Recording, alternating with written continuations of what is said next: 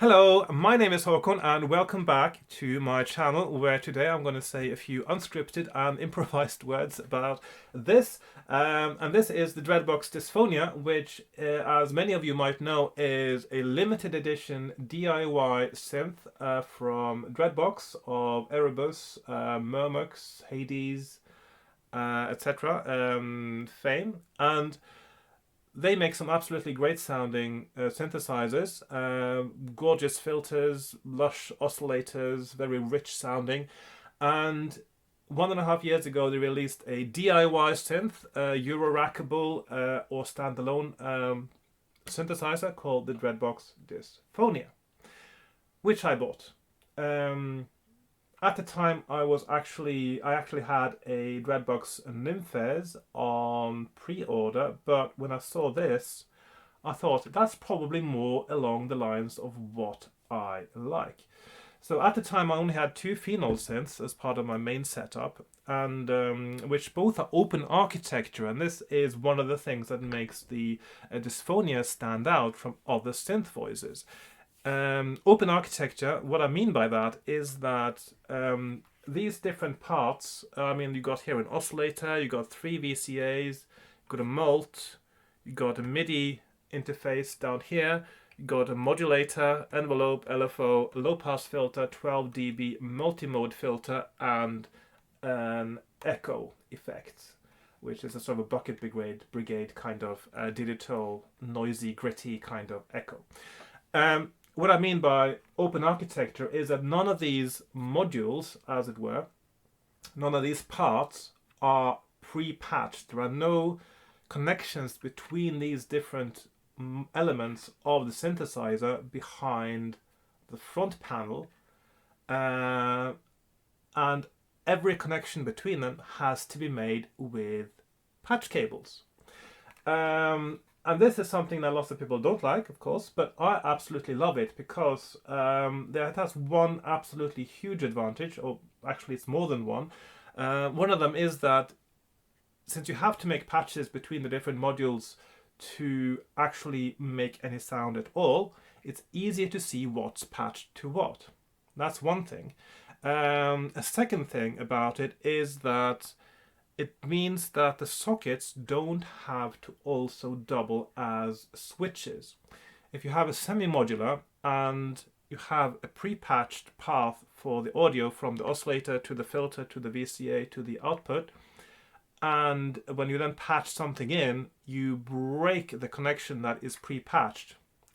That means you have to plug something in to trigger the switch of the socket to break the pre-patched connection, and it's a more complicated job to put it together as for soldering. That's one thing, but also it makes it so much harder to modify. And as you can see, I have modded this myself with banana jacks because I wanted to integrate this with my existing Kilpatrick phenols, and in order to do that very easily, I doubled all these sockets with banana jacks, which is now very easy because it's just one wire from the Eurorack sockets to the banana jack, and that's it. The signal goes through one wire. There are no switches, and of course ground is common, so I got the ground connection on a single banana jack. So it makes it so much easier to integrate into my existing setup, and I didn't think about that when I got this. Actually, I was just thinking about I wanted a new synth, something with a bit of a different sound, and this came out just at the perfect time, I think, and I bought one. So and if you have been listening and looking on my videos of my improvised setups since, of course I have some where I just play this, but I also have many where I play this together with two phenols, and also more recently with three phenols, because the phenol got discontinued last year and I bought one of the last ones available. So now I have three. Yeah, I know it's crazy, but it's my soul synth, I suppose, together with this, of course. Yeah. So that makes it easy to modify to make it work together with my existing setup. And after I bought this, I also actually bought an Erebus. I bought a Nix, also from Dreadbox, because I like the sound. But that's when I really noticed that the semi-modular setup of the Nix and the Erebus made it so much harder for me to integrate into my existing system. So they sound, if you've heard the Erebus and the Nix, they sound absolutely amazing, and I've done some videos on those two, and you can tell it's got some amazing potential. But I really, really like the slightly more old school approach where you don't have any pre-patch connections between modules. It makes everything so much more intuitive to me, because you can visually, it's not just the sound that tells you what's connected. It's visual as well. It's tactile, because you physically take the plug or you take the cable from one plug to another, and you connect the different modules, and you can see what's happening. You can see it and feel it and hear it as well. So for me, that becomes a sort of multi-sensory experience of creating music. Is best when I can do that. So, and this is why this became perfect in my setup. And this, if you have watched my videos, you may have noticed this very often takes center stage in the sound as well, because it has a sound that sort of pierces through a little bit. When you get the resonance of the filter coming through, it really has a presence and a kind of charisma. It's the lead singer, I suppose, of the band, as it were, and everyone else is playing a supporting part once the Dysphonia comes on the stage. So the phenols are great, but they don't have resonant filters. They're absolutely amazing for all the support flavor, noisy sounds, drones, a lot of modification possibilities as well. But once the Dysphonia comes in, that usually is the one that becomes the lead instrument. So I have been thinking since then, of course, after having this for a year and a half now, that maybe I should get another one for two reasons. First of all, it's my favorite synth now, together with the phenols, and so it would be nice to have a spare just in case. Secondly, of course, if you have two, you can do a lot more with them, because there are a few modules here I use more often than the others. I don't use the oscillator so much. It is a nice oscillator, but I have so much. I've already got 6 oscillators in the rest of my setup. But the low pass filter is amazing. It's got a great LFO, simple but effective envelope, which I don't use enough, and also the modulator, which has, I can't see it now, the modulator which has different modes, allowing it to do, it does sample and hold random, it can be an LFO, a very simple one, I think, just like the other one, and it can just be a steady voltage. It can do different things, and also, of course, if you connect MIDI, it can be the output for the mod wheel or aftertouch, which is also something I'm not going to use really.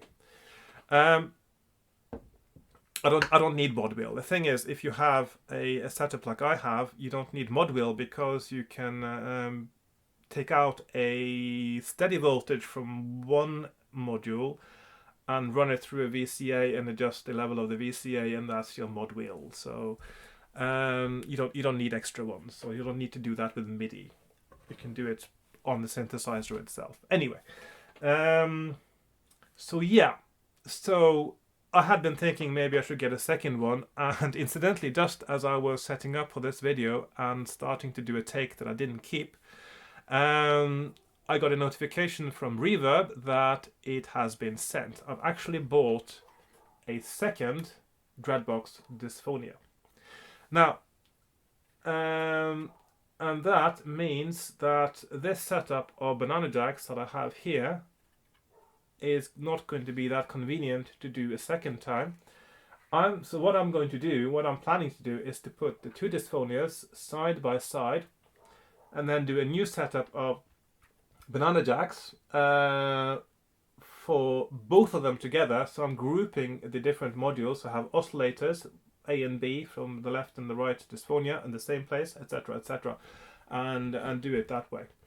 And that's going to be, and I'm going to make it about the same width as the Kilpatrick Phenol, so it's going to fit nicely into the same kind of of rack design. I might actually make a new rack that fits in everything in one thing. I haven't decided on that yet, but I'll consider it anyway. At the moment, I have a separate phenol rack, of course, and I will have a separate unit for the Dysphonia also when I'm done modifying the new one. So I just thought I'd show you, if I can find it now in my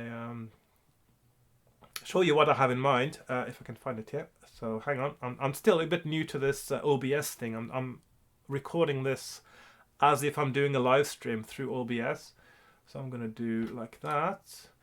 And now you should have on your screen, you should have my Illustrator file where I'm showing the Dysphonias side by side. So these are the side by side Dysphonias at the bottom here. And then we have oscillators, and I've marked in a sort of grey color just to indicate which is the, let's say that's the second one on the right there probably. And the VCAs, envelopes here, LFO here, modulator in the middle because I use that all the time. Also sometimes if I'm just playing with the phenols, I still use the modulator from the Dysphonia because it is a better one than the one that is on the sample and hold on the phenols. Low pass filter, of course, very crucial, also in the middle here. 12 dB filter, the echo, and of course the outputs mix A and mix B. Now of course you can, this being an open architecture plug anywhere kind of synthesizer, you can take the audio out from absolutely anywhere here, which of course I still can do if I want to. I'll just plug in a cable into, I got plug a cable directly from the front panel of the Dysphonia into my mixer. I can do that, that's what I do now. But on my upgraded dual Dysphonia, I was thinking I'd take the output from the mixers and actually create a jack socket at the back, which are the main outputs. So output A and output B from these two mixers on the Dysphonia. Those are the ones I usually use, and sometimes I use a secondary output if I want to. You can create, it's a mono synth, but you can create 2 or 3 different sounds at the same time if you want to. So that's quite fun. And I've tried to aesthetically make it match rather well the aesthetics of the Kilpatrick phenol now. So the labels for the modules are very similar to the ones on the phenol. And also I've got banana jacks that are, well, they're more colorful than the ones on the phenol. And I bought some packs of mixed colors because I think it makes it easier to remember where things are.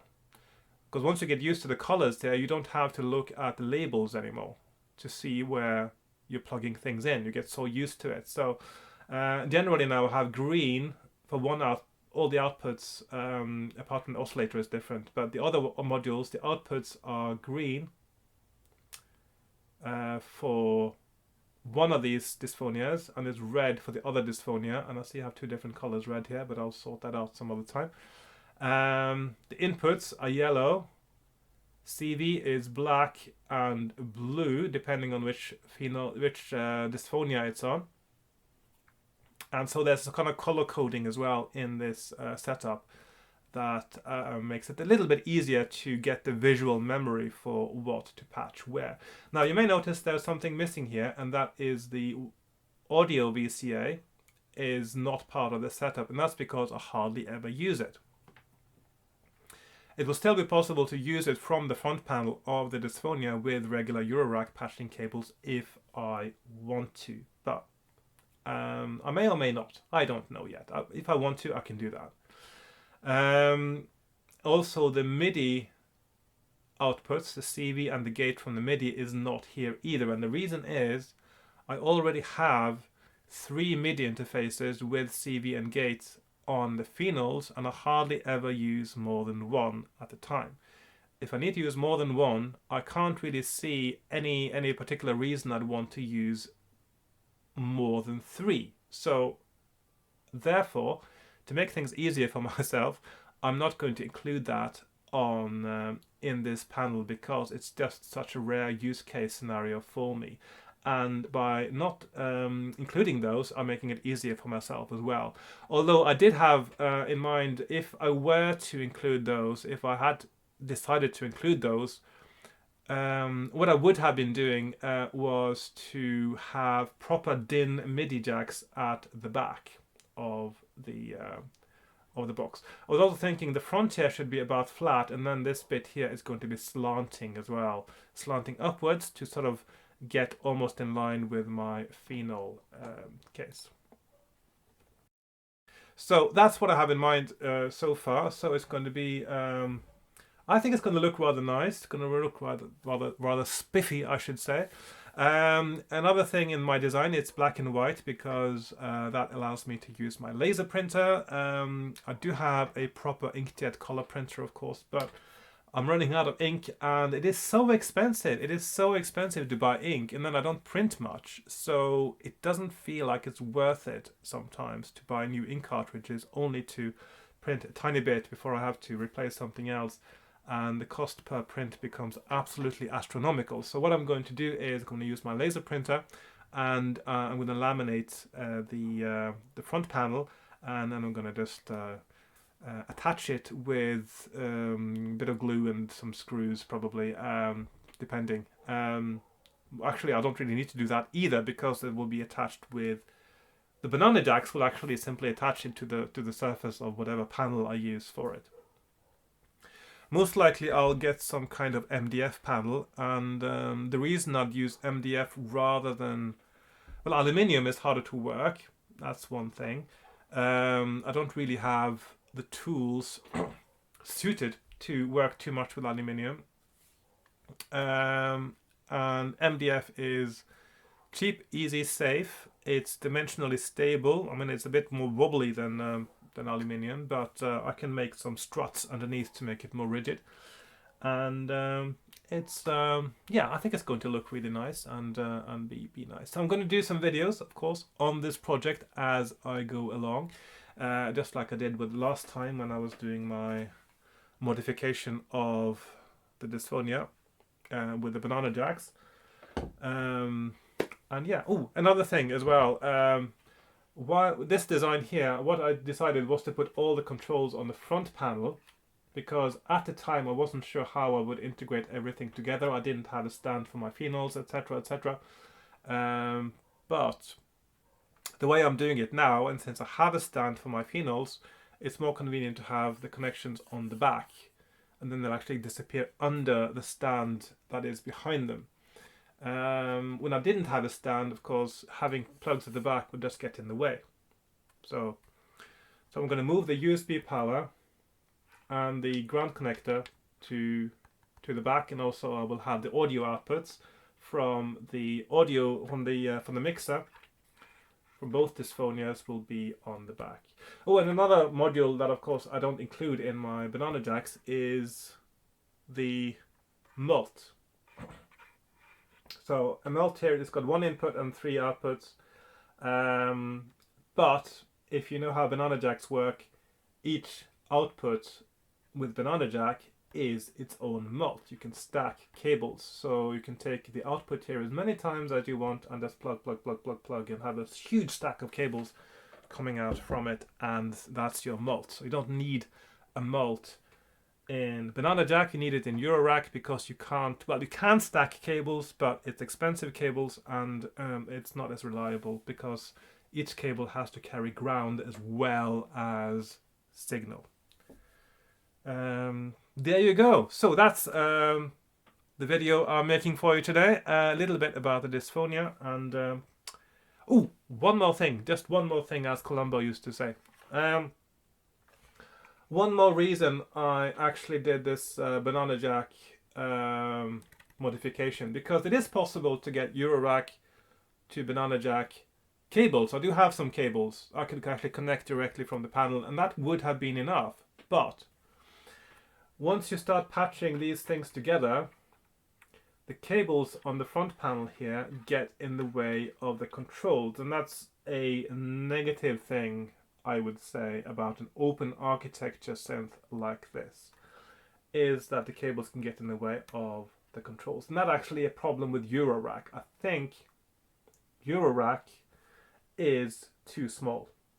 At least if you're used to bigger spacing, like I am from the Kilpatrick phenols, this is a really cramped interface once the cables come in here, and it's hard to get to the controls, especially the sliders.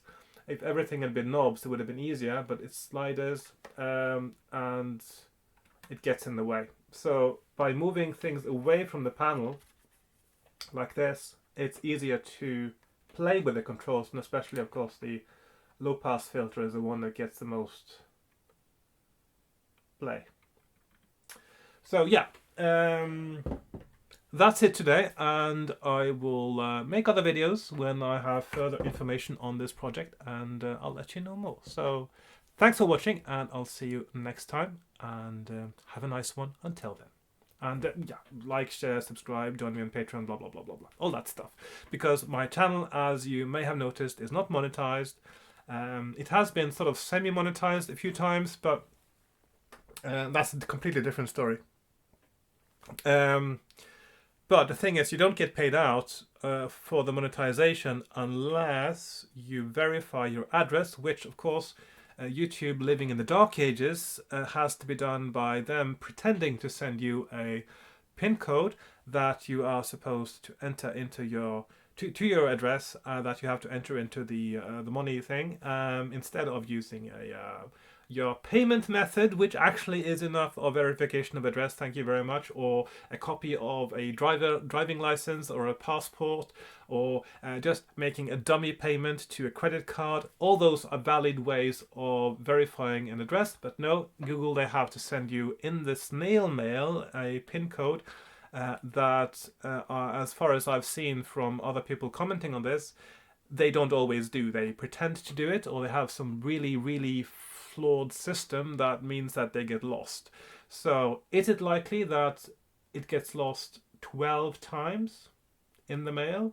Is it likely that a piece of mail disappears? Just one specific thing that you're waiting for from one particular sender is able to disappear in the mail 12 times? I don't think so. It is Google that is a problem. Okay, now that's completely going off on a tangent. That's a different video probably. Goodbye for now. Bye bye.